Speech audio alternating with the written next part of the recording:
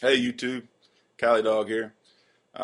Waiting around for the start of the Republican nominee debates. Kind of hoping to see if they're going to ask my question. Actually, it's more of a plea than a question about slick politicians and how they will tell you one thing in order to get in office. Then when it comes down to it, they're going to do something totally different. Um, and unfortunately, we have way too many politicians that are exactly that way. Uh, there's one that I have been researching lately that I like, and he seems to be consistent. For the past 30 years, he's been preaching the same thing.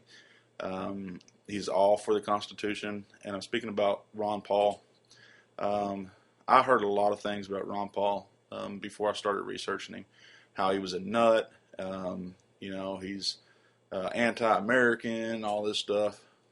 All I can tell you, I've tried to find the guy lying. I've tried to find him flip-flopping, and I haven't been able to find anything except for consistency and him being for Americans, for the people. I want to challenge you to find something on him. And if you do, please let me know because I'm for the best guy. I want the best guy to win. I want us to have the best chance to get America back in line, back in order. And I'm gonna tell you what, it ain't Perry, it ain't Romney, Bachman, or Huntsman. It's none of the people that are running for Republican nominee, except for Ron Paul. That's the only guy that I've seen that deserves to be president up there. He's consistent. He's for America. He wants to get he wants to bring us back to a gold standard, which is awesome because that's what we're supposed to be on. That's what the Constitution tells us to be on, and the Federal Reserve has took us way off of that. Took us way off the gold standard. They printed so much money that our gold means nothing anymore. The money is just paper. It's not. It's meant to. They're meant to print an equal amount of money, cash, for the amount of gold that we have. So what they've done is they've kept printing more and more money, and it's devalued the gold, and in turn it devalued the dollar. So we're in a bind. We're in a big bind.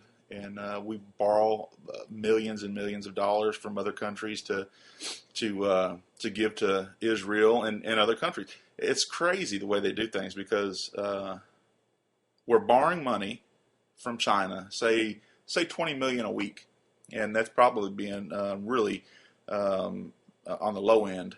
But we're giving that money to Israel just for their favor in that region.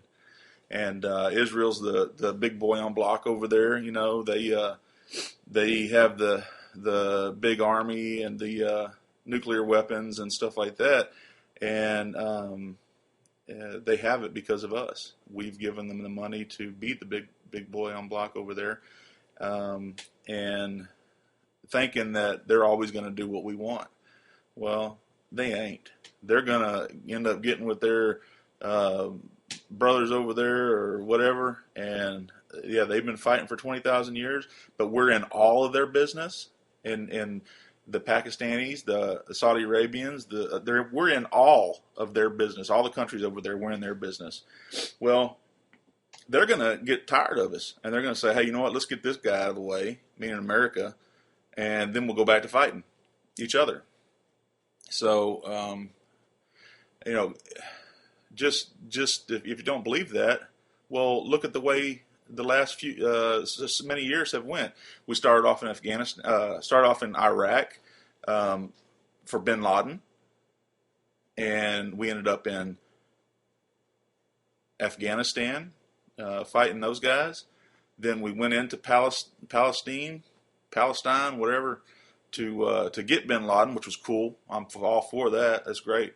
But then now we're over in Libya, and I mean we're jumping from one country to another over there, and it's wrong. It's not right. We need to bring our boys home. and we can put them to work on the borders. Secure our borders, let them spend their money here in America, and boost this economy a little bit. Not to mention, if we end the wars, that's going to save billions of dollars, if not more. So that's what we need to do, in my opinion. But I'm nobody, and I've had my head in the sand for a very long time. And just recently, I've started kind of researching things and seeing who the best candidates were and the state of our nation. There's a lot of people with their head in the sand. I've tried to wake some up since I woke up, and some of them are just fine with living day to day and having their head way in the sand. Well, I'll tell you what, the government is going to kick you right in the ass in the end. They're going to kick you right in the ass, and that's the way things start. I mean, if you research other dictatorships for other countries, that's the way it starts. They start slowly taking rights away from you, and they're going to run right over you in the end. Things like raising the debt ceiling, we should vote on. We should have the American people should have the right to vote for that, instead of politicians having the right to vote for that. Your congressman having the right to vote for that.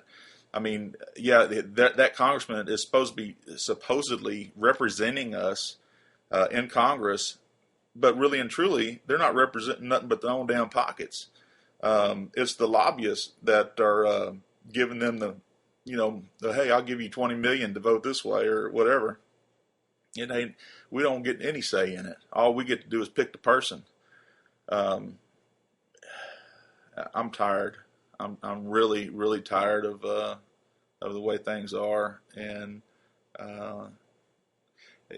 he's not the only solution, but I think our best bet right now is to put somebody like Ron Paul in the office.